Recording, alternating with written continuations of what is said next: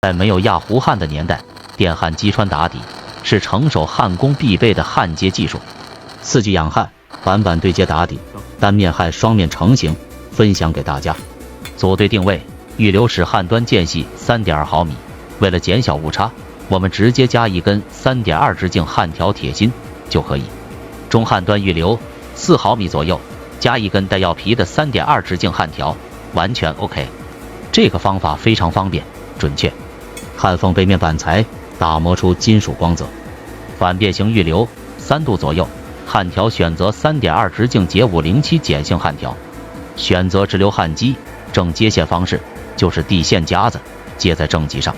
参考电流120左右。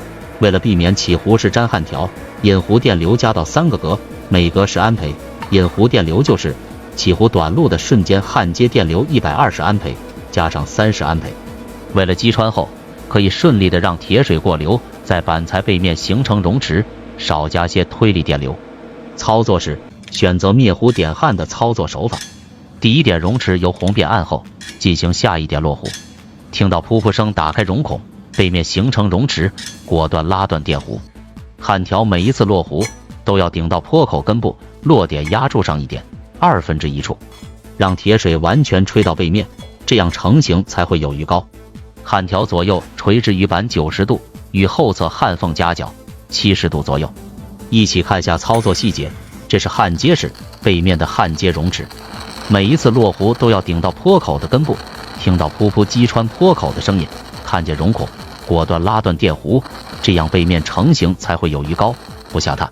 大家仔细听落弧频率，大概每分钟落弧40次左右。